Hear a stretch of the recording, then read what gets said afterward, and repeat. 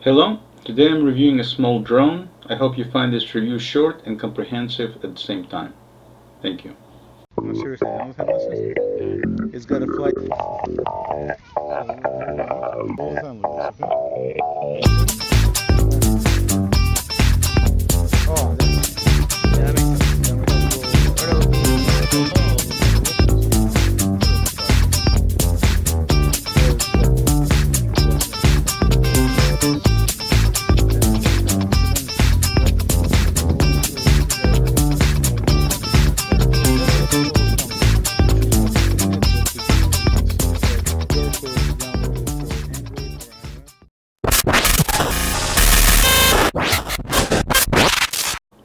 The drone is right there, and I was kidding.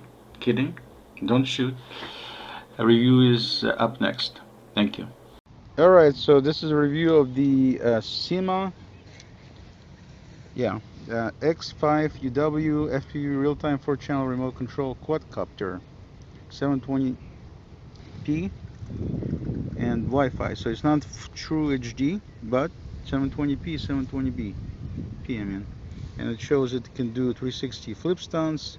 It's got app control, PPV. What's PPV, Ben? I have no clue. Ben? It's pay-per-view, definitely. No. I know. PPV is something per view. And we got 6-axis gyroscope. We got headless mode. So apparently the drone takes your head off. Is that what it means? No, seriously, do you know what headless is? Nope. It's got a flight plan, so you can tell it where to go. Flashing LED lights, that should be exciting. 2.4 gigahertz, barometer set height, HD camera, and Wi-Fi transmission. All right, let's open the box. When you want to open it? I can probably do that. Okay. So let's go ahead and open the box. It says for ages 12 and up. So we're old enough. We open this box and we see nothing so far. And so we open another box and we see the beautiful red. No, just shoot it normally. Oh, don't flip it. No, because it's gonna look weird. No, shoot it all the time like this, okay? Are you shooting? It's horizontal, yeah. Okay. So anyway, so we got this puppy. We've got, see what it comes with. It's got the extra propellers. So I guess this thing is broken. We have pristine white with red shiny controller. We've got ducks flying here. Cut that out. Next to us. No, it's okay. We can see the ducks. And the beautiful show on the lake. How gorgeous this area is. So we got the actual drone. It's very light. And it looks on the back, it looks like this. And on the front it looks like that. So not much to it. I mean, it's very small. I mean, relatively small. Then we have this other piece, which is some kind of clamp. You know what that's for? I guess we'll look in the docks to see what that's for. Do you know that? Nope. That's a clamp of some sort. Oh, that's where the phone Probably goes. used for. Oh, okay. That's where the phone goes, I'm sure. Okay. Then we've got. Looks like these must be the little border to protect it from crashing, I guess. Yeah. Mhm. The barriers. Yeah, that makes sense. Then we have a little. Or no, those look like backup. No, yeah, those are the not the backs, the surroundings of the wings. So anyway, let's open this up and see what we got inside here. We got. If I could open it. In the next half hour, we'll get it open somehow. You can just cut this out. Okay, so we've got these guards, 4 guards, and then we've got, looks like a charging USB charging cable, and so I'm assuming that would plug in right in the back of the unit right there. So you plug that in at this point, and then you plug this in your computer most likely, or like a phone connection. I would imagine USB phone deal. That's probably where it is to power. And that goes there. And then we've got this looks like battery to fly the guy. Hopefully it's somewhat charged, otherwise we won't be able to film this today. So we got the battery unit there, and I can't take it out for some reason. There we go.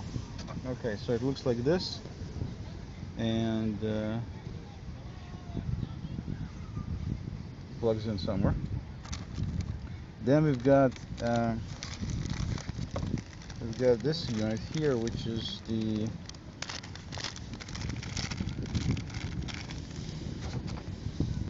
this must be the camera. Yeah, you can see it's kind of on the dinky side, but the camera plugs in, and I'm sure it shoots right there. And in the back of the camera we have a 4 GB SD card, microSD I should say. It just plugs right in here. There we go. You kind of push it in, it clicks in place, and that's it. So that's pretty simple, pretty straightforward. And we have the 4-inch Phillips screwdriver, a little small unit. So I'm sure we'll need to use it for something. And then finally we have this. Okay, so that was the video I recorded initially when we initially opened the box, and there were some corrections that needed to be done. First of all, it's not PPV, it's FPV, which stands for first person view, because you can run this thing from a controller, you can also run it from your phone, and the clamp is for the phone as mentioned, and all these things come with the drone, and it is pretty light. In the back you plug in the camera, you don't charge it there. What you charge are the batteries that come with it, and the batteries are charged directly by hooking up the USB connector to like computer or to phone, to the regular charging like phone charger, as long as you got power, and it'll charge the batteries, and batteries plug directly into the drone itself. A drone is pretty easy to get going. Instructions, we didn't read much instructions, but we still were able to fly it the first time. This is an example here as how you plug in the camera in the back of the drone.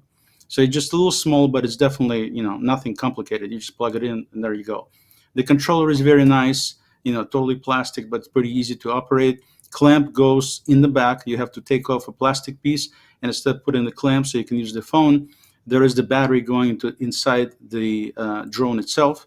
So it's a little bit smallish, a little bit hard to put in, but not too bad, or take out.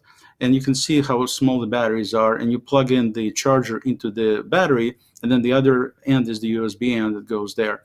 And also when you charge it, normally when you plug it into a computer, like in this case, you can see the red light is on. It'll go off when it's charged. So it's very easy to tell once it's charged, and it comes with 2 batteries, so it's pretty nice.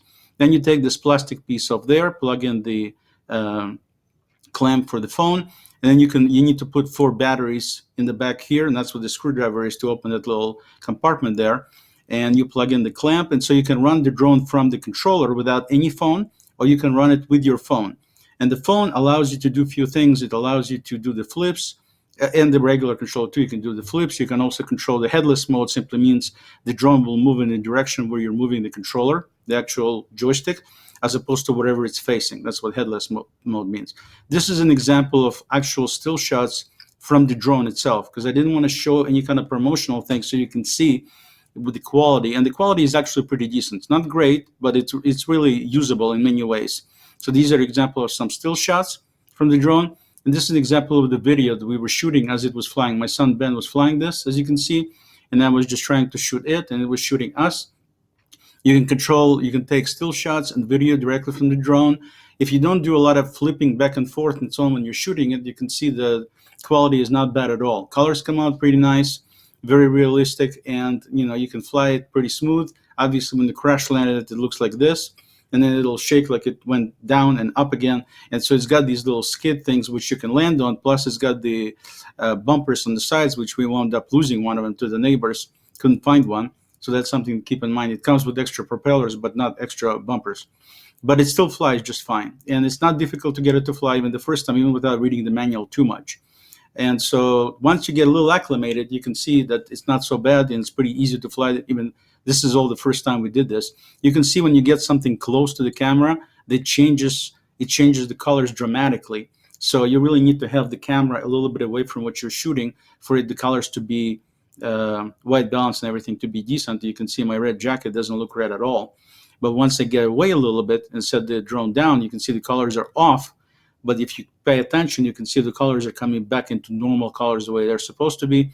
And Now we're totally back to normal colors that they're supposed to be without doing anything. So the drone does all this camera automatically. For the most part, I'm very happy with this drone. We had some issues with initially a little bit with landing and everything else, but then it's just a matter of learning. But this is the first time flying it, so without any kind of prep or anything. And as you can see, the video-wise, you're only getting 720p. You're not getting 1080 True HD, but I mean, it's decent enough. If you fly it slow enough and you don't do a lot of flipping and changing and turning very quickly, you can see the quality is actually pretty decent, very usable. Especially when you see shortly when I'm doing my son is actually flying it up, you can see that it does a very nice job. So if you're doing things slowly, like right there, you're doing it slowly and you're not doing a lot of movement, you can see it does a good job. It does have nice colors. Resolution is decent, not perfect, but decent.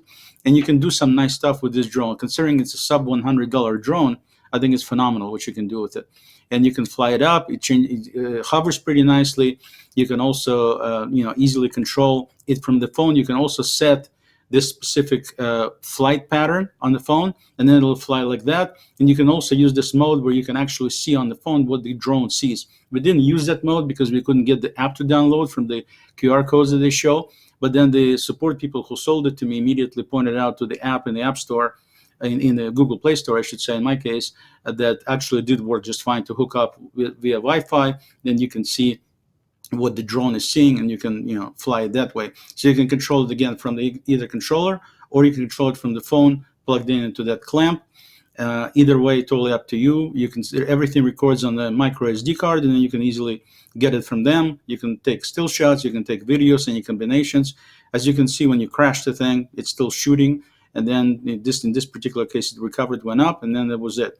And now that it stopped, I went to get it, and I'm gonna launch it again shortly here, and you will see that it continues to shoot. We didn't stop the video, and we were not looking at the phone at the time, but it was shooting. So as I'm carrying it, you can see it was continuing to shoot. So this is not it flying. This is just me carrying. That's why it's jumping all over the place. But the usual deal about the video being kind of shaky and everything, I've seen in other drones. This one does a lot better job, and it does a pretty good job with still. So all in all, I don't really have any major negative things except for the fact with the app that I didn't get initially, but I got that afterwards. And I haven't tried the deal about setting specific flight plan. You can push a button and the thing will try to land. It does last for about 7 to 10 minutes, one battery duration, and then of course you get 2 batteries. So if you charge both of them, you can fly it for about 15-20 minutes on one set of charges. You can buy additional batteries, and that's basically the end. Definitely recommend this drone. Thank you for watching.